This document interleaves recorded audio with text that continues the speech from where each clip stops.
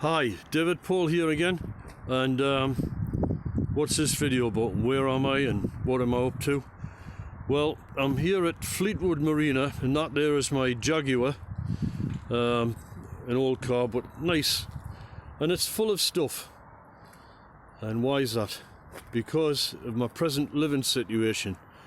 I sold my boat and I'm in the process of selling my house, so I'm not living there now.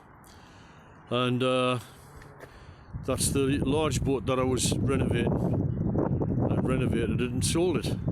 So here I am at Fleetwood Haven Marina, and I'm in the boatyard, and it's a rather dark evening because it's overcast with clouds. It seems to rain all the time here, but never mind. At least where I live is dry and okay. So this is a quick scan of the area, and it's relatively cheap here, so that's a good point. Hasn't got many of these dead boats like this, old wrecks. There's only that one in the entire yard, so don't get a bad impression. But here it is, the big reveal. This is my new boat. Now, I bought this boat. I saw it on the internet, and I had enough money to buy a boat. I was just enough money to be able to buy something. So I had a good rake around to see what I could get going cheap, and then I saw this thing. And what piqued my attention was it said Van der Stad designed.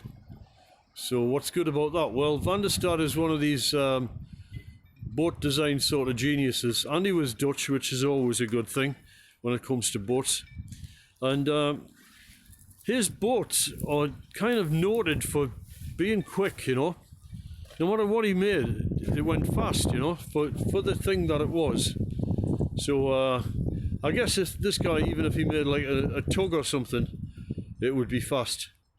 So I came along and I looked at it, and I wasn't too impressed because he wasn't looking very good. There's work to be done.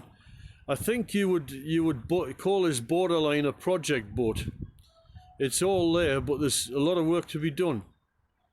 So anyway, I bought her, and the bottom was all stripped off here. It was all cleaned off, and it was ready to paint. So I have painted the bottom with what do you call that stuff? Anti-foul paint. So it's all anti-fouled, and all those streaks there that you see, there's a reason for them. That's like powder coming off the top of here, because I've cleaned the hull.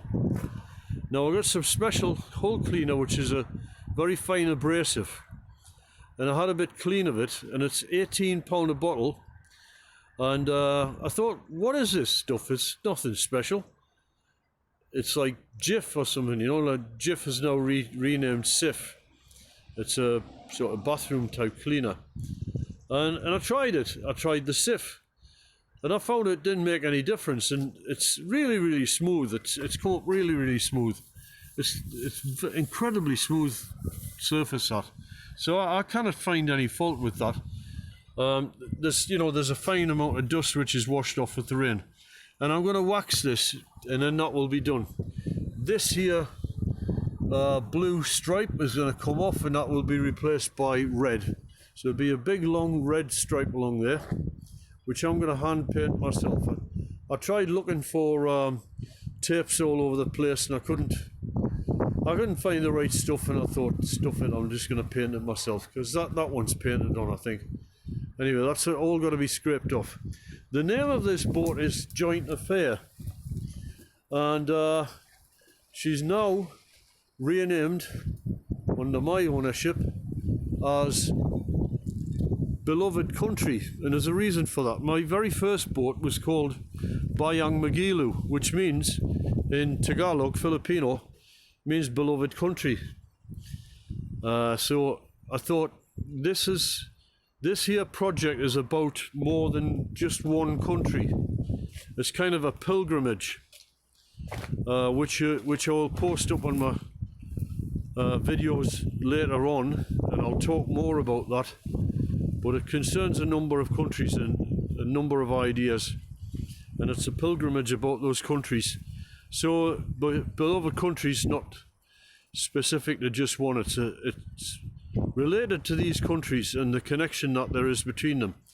A medieval pilgrim had the idea in his world, in his mind, that places were joined together when you did a pilgrimage between them. So you'd walk from one place to another, and in their mind it joined the countries together. And I thought that was a pretty neat idea. I thought, I'm going to do this. Anyway, this is an interesting point about this boat. It is a rear hung rudder. It's quite large, actually. It's the size of me. This is the size of a man, this rudder here. And what's good about that, it's easy to work with. It doesn't have a through the hull penetration in order to make it work, so there's nothing can leak there. And it's just great. And it also has a greater lever effect because it's at the far distant end of the boat. The one disadvantage is that round about here, where the water cleaves off the back of the boat, it causes a sort of vacuum type effect that causes air to be drawn down the rudder, and it can cause the rudder to be less effective. Now that's why, if you have a rudder round about here underneath the hull, this acts as a stop to stop that effect happening and negates that effect. But for me, I prefer that. And anyway, Van der Stad has obviously compensated by that, for that, by just plonking on a much wider rudder. I can't ask his opinion on this because he's long dead. Okay, this is a feature of this boat which I don't like, but you know, you got to suck it up. I can't complain. That is the outdrive for the propeller, and that's one of the key reasons why I got it so cheap. I have to change a rubber inside, which is a seal, and a lot of people don't really fancy doing that. But I've since discovered that most people don't even bother. So if the guy had never mentioned it, he would have probably got a better price for the boat. Right, looking down below, this is another key feature of the boat. An awful lot of keel there. There are 3 keels. One on the side here, the central keel. People refer to them as bilge keels. They're not really bilge keels. They don't contain anything. They're just triple keels. So this is a triple keel boat.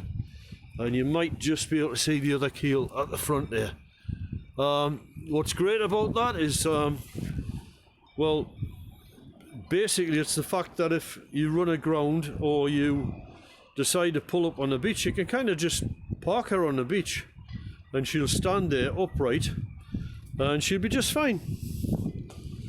And then you can wait for the tide to come back in and take you off so you can have a little rest whilst you're sailing. There's a front shot, and quite a lot of freeboard between the bottom of the boat there and the top, what you call the freeboard, the distance between you and the water and the edge of the boat, the sheer. It's quite high, that, which is very good because, well, it'll keep you drier, so the waves won't be able to get quite so high, and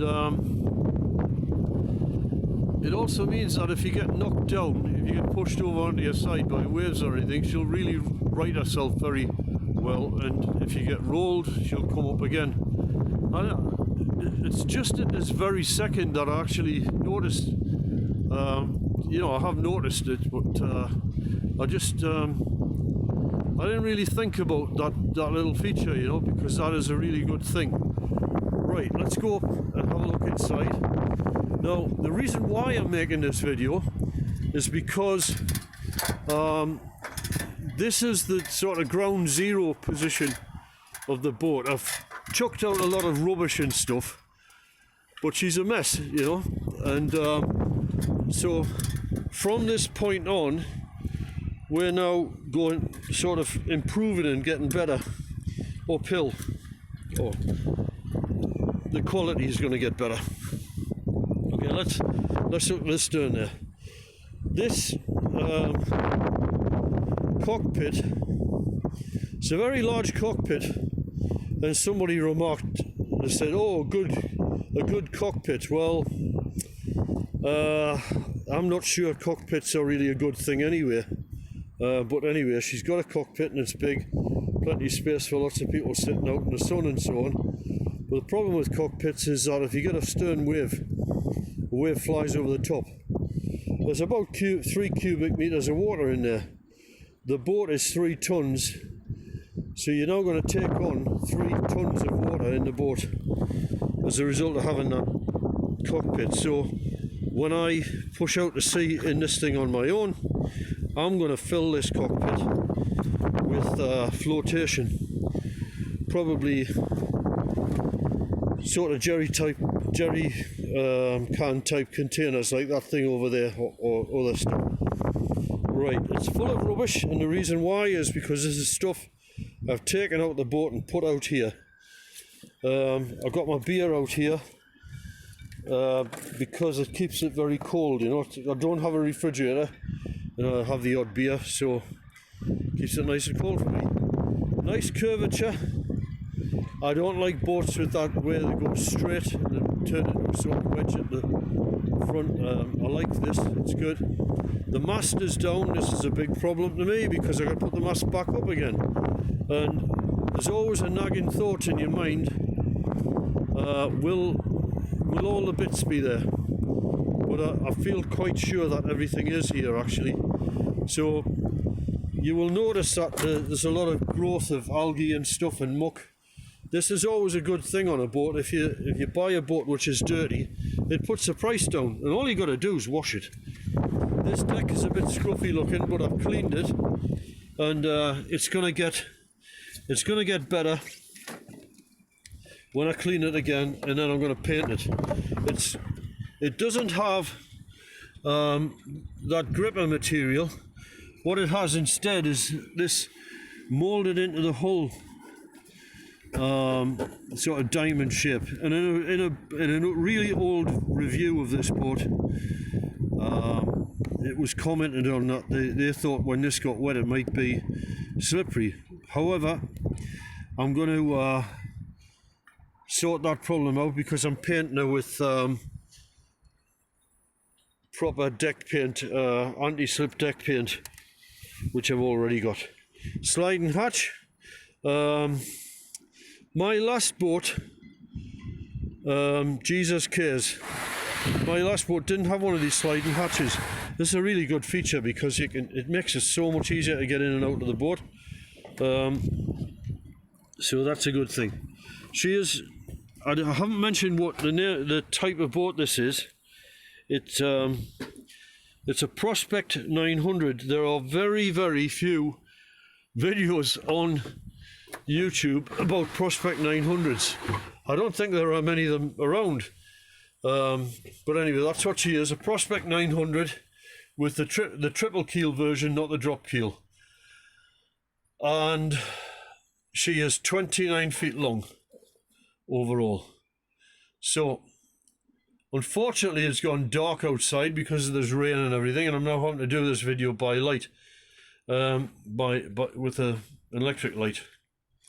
So if I get that light,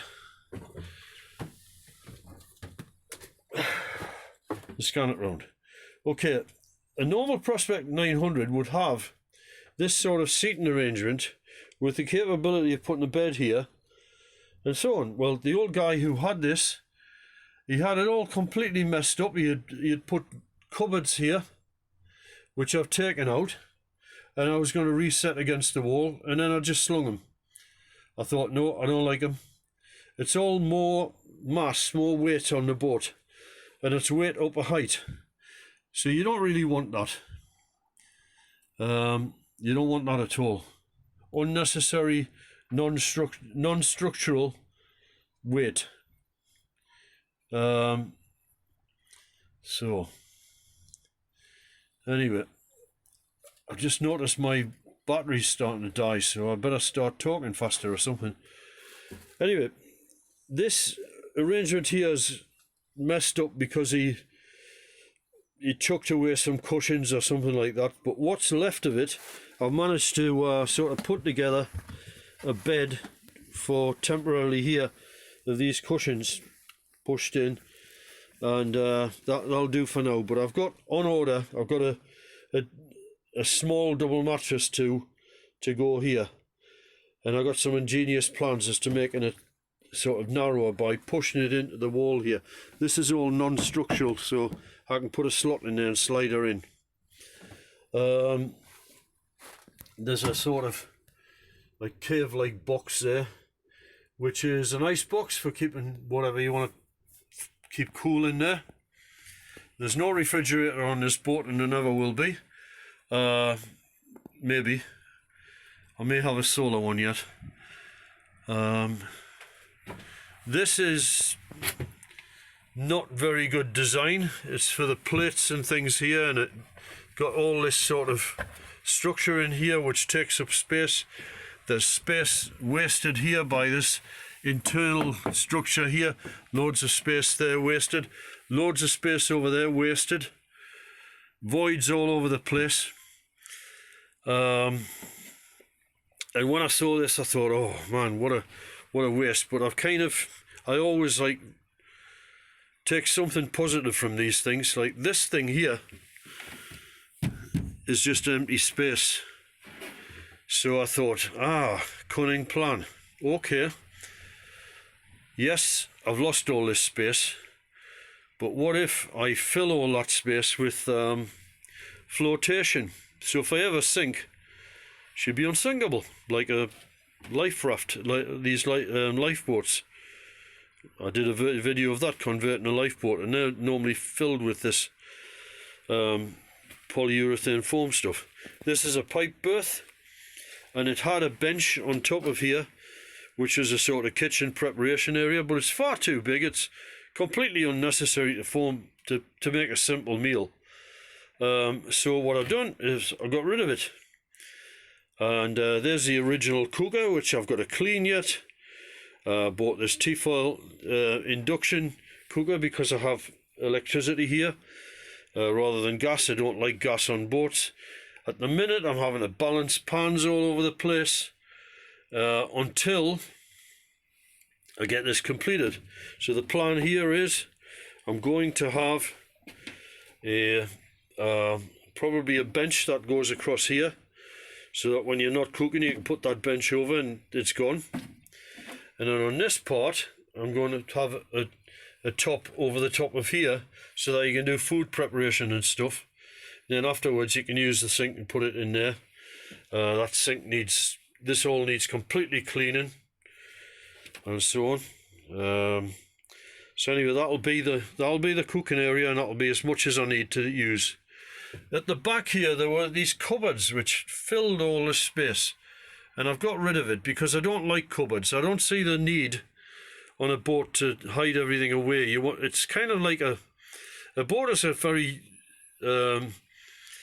utilitarian kind of thing. You need to get at things, you know. Oh, I need something, and you just reach out and get it, and it's immediately to hand. So there's no reason to have sliding cupboard doors and things. Yes, at sea things are going to fall off, but I'm going to have a net arrangement over here where you just clip that up when you're sailing, and I'll be able to paint this up and make it look tickety-boo. This is tickety-boo or tickety-poo. Right, okay, forward berths, pipe berths. 2 pipe berths, one there and one there, piled up with junk. It's only till last night that last night I stopped sleeping in this pipe berth, but this area's all been cleaned. So I cleaned all the walls, everything, and that is ready. This here is ready to paint, and that painting is going to start tonight. This door, I've had a good scratch of that, taking the varnish off. I'm going to varnish that So I'm going to rub it right down and then Danish oil it, and it'll bring out the beauty of the wood, as they say. The Danish oil brings out the beauty of the wood. And there was a sort of cupboard arrangement there, which is some kind of hanging locker type thing. I got rid of that. That's going the journey. Outboard motor, which came with the boat, that's going to go to my son, so that'll be gone very soon. And just forward here is what you call the head, the toilet sort of thing. But difficult to show you. I don't know if I can do this. No, but there's an entire room inside there devoted to a toilet. Okay, and that's it really. So this is the boat at ground zero. So tonight I start to paint, and the next video is going to be it's going to be about the progress I'm making with the boat, but it's also going to be about something else which is kind of connected to this, about Donald Trump. And I'll just leave it at that.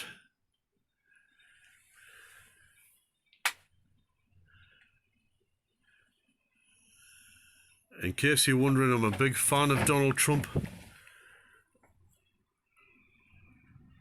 And I'll tell you more about it all in the next video. And how he's connected to this boat, and how all these things connect together. And what I'm trying to do with it. One last point is, unlike the Westerlies, this thing's got a fiberglass lining. It's heavy. I don't like it, but I will say to its merit, it's clean, and it doesn't drop down like the liners in Westerlies and things like that. So I think the solution to this is I'm going to paint it, so it'll have a beautiful sort of painted plaster kind of look, you know, like not so shiny plastic looking. So the next time you see this boat, it's going to look an awful lot better. There you go. So that's it for now. Bye.